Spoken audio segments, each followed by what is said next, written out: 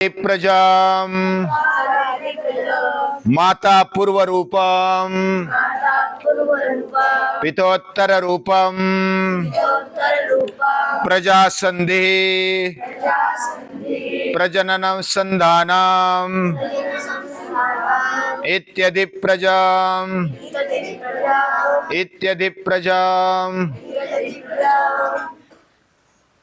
तैत्तिरीय उपनिषद ये कर्म प्रधान है और अर्थ ज्ञान प्रधान भी है। अधिलोक यानी भौतिक बातें ये हमारी अच्छी होनी चाहिए। अधिज्योतिष हमारे जीवन में तेजस्विता होनी चाहिए और वह सृष्टि के प्रभु के संस्कृति के कार्य में आनी चाहिए। अधिविद्यम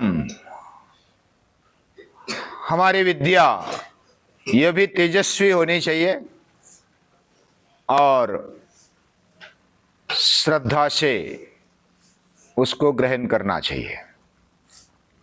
बिना कारण बिना कुछ हेतु हमें अभ्यास करना चाहिए और ये सब तभी होता है जब हमारा कुटुंब अच्छा हो। हमारे माता पिता आचार्य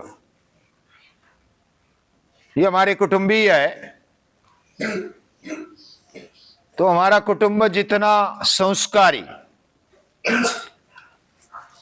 जितना समृद्ध गुणों से, भाव से, प्रेम से और भौतिक चीजों से भी, संस्कारों से भी, उतना हमारा जीवन अच्छा होने में मदद रूप होता है। और इसलिए बताया गया मातृवान पितृवान आचार्यवान पुरुषो वेद।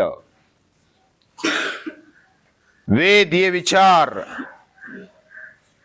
यह तेजस्वी विचार उसी के समझ में आ जाएगी जिसके माता पिता आचार्य संस्कारी हो और उन्हीं से हमें पाठ मिलते हैं, उन्हीं से हमें शिक्षा मिलती है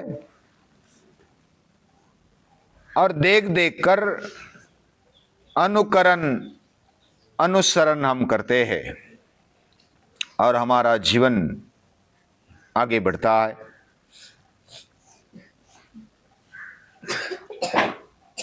माता पूर्व रूपम, ये माता पूर्व रूप है उसका। माता यानी मां अग्रही होनी चाहिए। आजकल बहुत सारे आग्रह करते हैं, इसको विषय का ज्ञान होना चाहिए, इसे भाषाओं का गणित का ज्ञान होना चाहिए, साइंस और आदि विषय वो भी एक नंबर पे आने चाहिए। इसमें दो राय नहीं है, वो आना ही चाहिए। लेकिन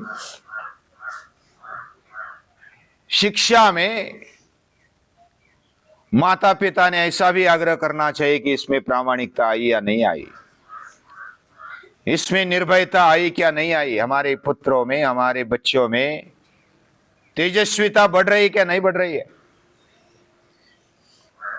वह आत्मनिर्भर बनते जा रहा है कि नहीं जा रहा है,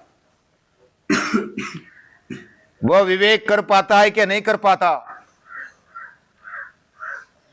यह बेसिक बातें उसका आग्रह होना चाहिए।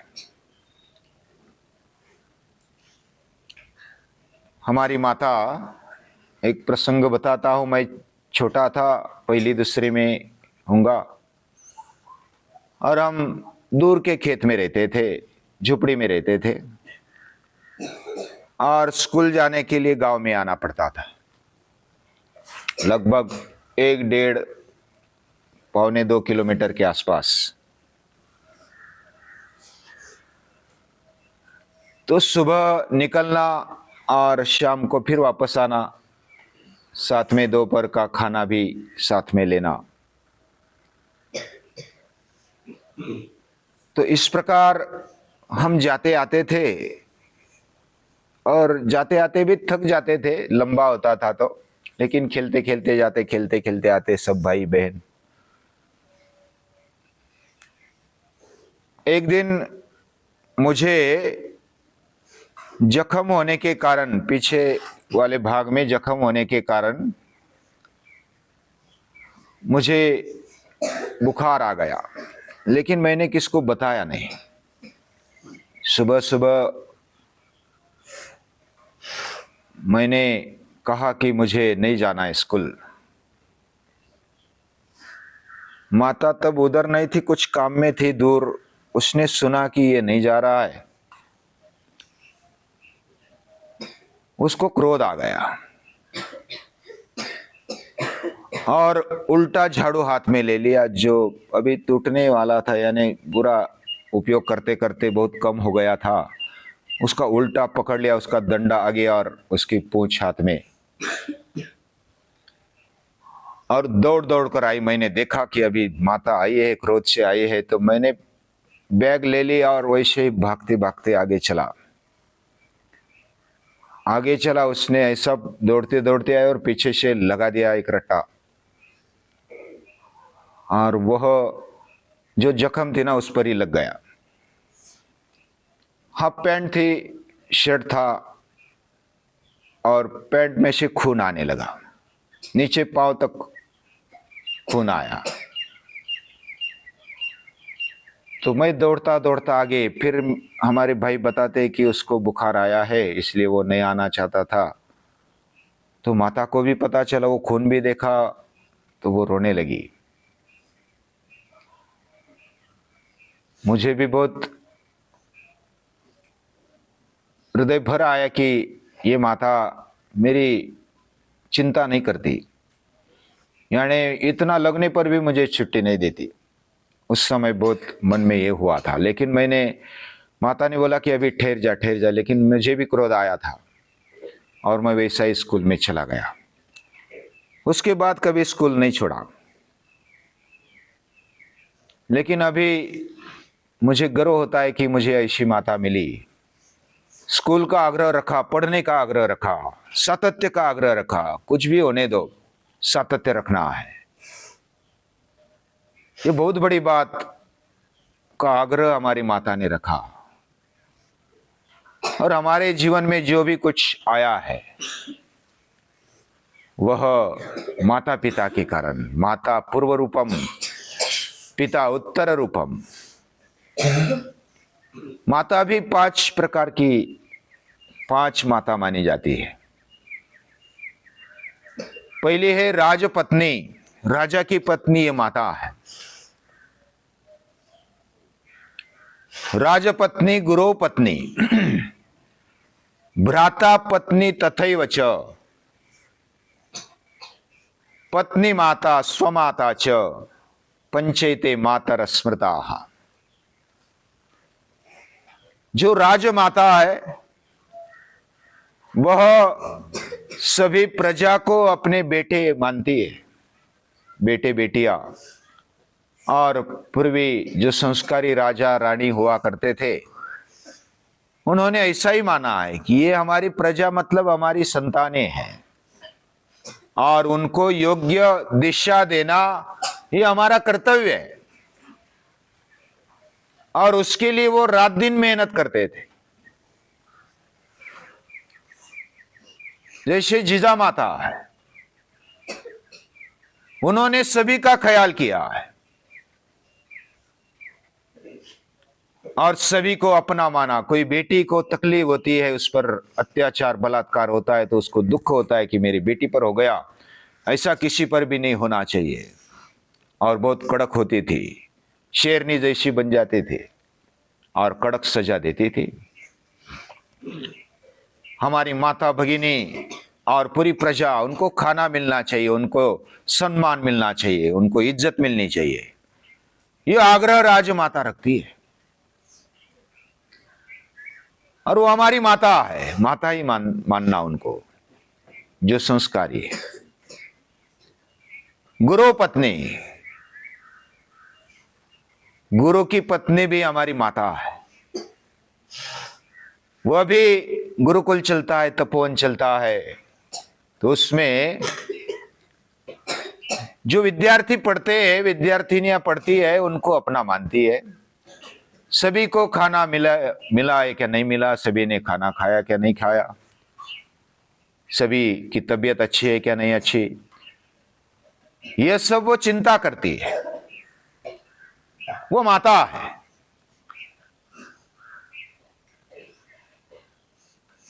भ्राता पत्नी, बड़े भाई की जो पत्नी है ना, वह भी अपने देवर को बेटा ही मानती है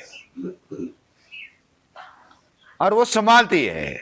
अगर किसी घर में अगर माता जल्दी चल बसी, तो जो बड़े भाई है ना, उनकी पत्नी वो मां बनकर सामने खड़ा हो जाती है और अनुशासन, शिस्त लगाती है, डिसिप्लिन लगाती है, सभी का ख्याल करती है, खाना पीना सभी का भरण पोषण वो करती है। वो भी माता है। और पत्नी माता जो सांस होती है, वह भी माता रूप है। और स्वमाता, खुद की माता, ये भी माता है। ये पंचैते मातर स्मृता। वैसा तो सभी जो भी माता भगिनी है, स्त्री वर्ग है, उनके प्रति हमारा दृष्टिकोण माता का ही होना चाहिए, भगिनी का होना चाहिए। यह ऐसा दृष्टिकोण जब रखा जाता है तो पूरा समाज स्थिरता से रह पाता है। नहीं तो अत्याचार, बलात्कार, भ्रष्टाचार होने में देर नहीं लगती। जिधर स्त्री का सम्मान होता है, यत्र नार्यस्तु पूज्यन्ते रमन्ते तत्र देवता, जिधर नारी का पूजन होता है वहां देव देवता रहते हैं। उधर सुख समृद्धि होती है, उनको सम्मान है, उनको इज्जत है। यानी सभी माता भगिनी जो भी स्त्रियां है, वो भी खुद का आदर रखे, सभी का आदर रखे। और जो पुरुष है वह भी अपना खुद का भी आदर रखे और स्त्रियों का भी आदर रखे। सबसे बढ़िया आदर तभी रखा जाता है जब हम हमारी भावनाओं को, दृष्टिकोण को बदल देते हैं। उनको माता और भगिनी के रूप में देखते हैं। हम शिवाजी महाराज का प्रसंग देखते हैं। शिवाजी महाराज के सामने कल्याण के सूबेदार की बहू आ जाती है। शिवाजी महाराज का सरदार पकड़ के लाता है उसको। युवती है, सुंदर है, और ये नजराना पेश करने के बाद शिवाजी महाराज प्रसन्न होंगे, हमें बढ़ोतरी दे देंगे हमारे नौकरी में, पगार में, ऐसा सोचकर उन्होंने लाया था। लेकिन शिवाजी महाराज को बहुत दुख हुआ कि उनको पकड़ कर लेकर आए, उनको तकलीफ हो गई। पहले तो उनका सम्मान किया, उस कल्याण की सूबेदार का बहू का सम्मान किया, उनको वस्त्र दिए, अलंकार दिए और सामने होकर के नमस्कार किया।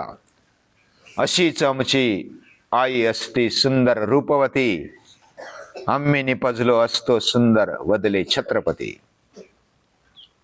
ऐसी मेरी माता होती तो मैं भी सुंदर हो जाता। यह दृष्टि है। जब तक भोगवादी दृष्टि है तब तक समाज ऊपर की ओर नहीं आने वाला, वो ऊंचा सोच ही नहीं सकता। माता पूर्व रूपम, ये संस्कार हमें माता से, पिता से मिलते हैं। इसलिए बोला जाता है मातृवान पितृवान आचार्यवान पुरुषो वेद।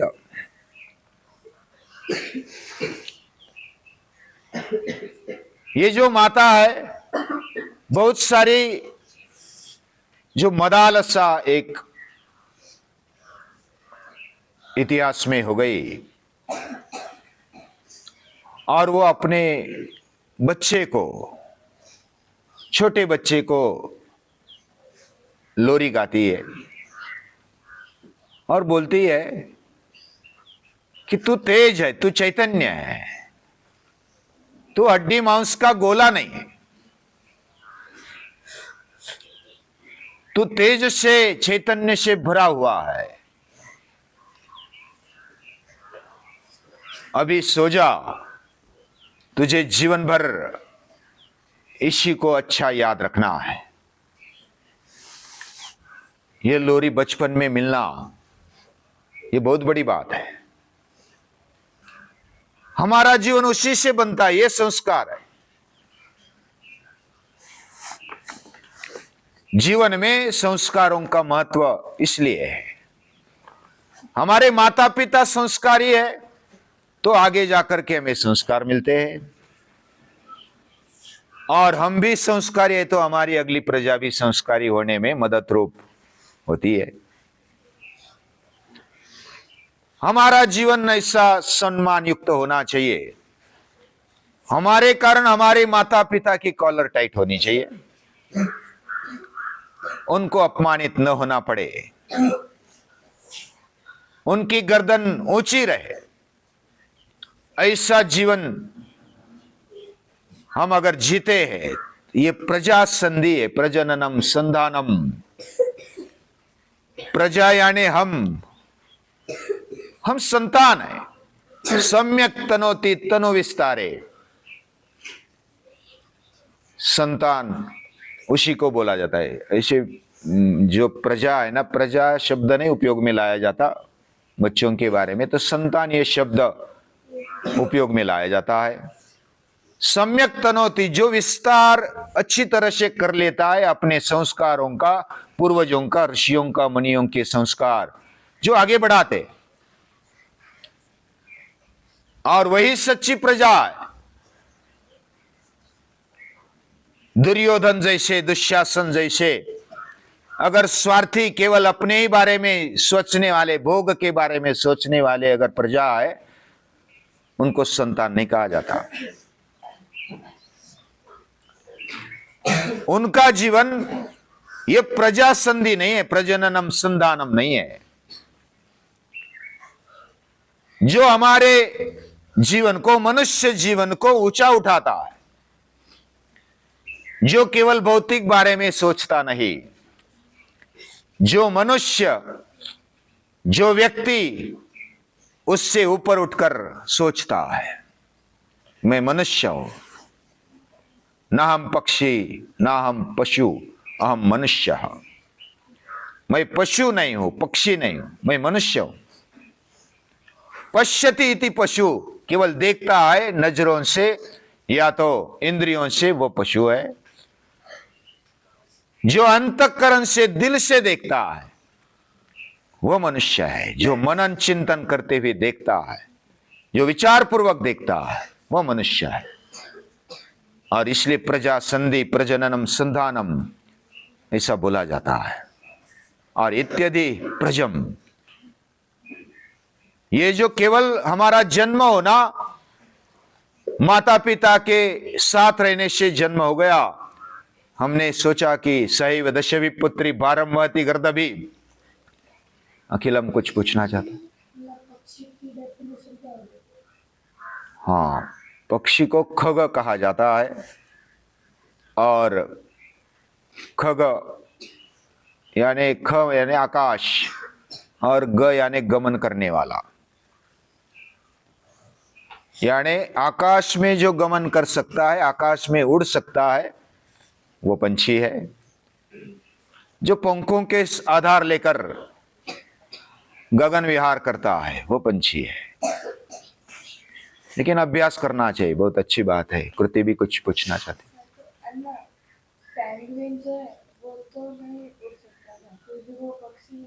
हाँ, उसको पंख होते हैं ना,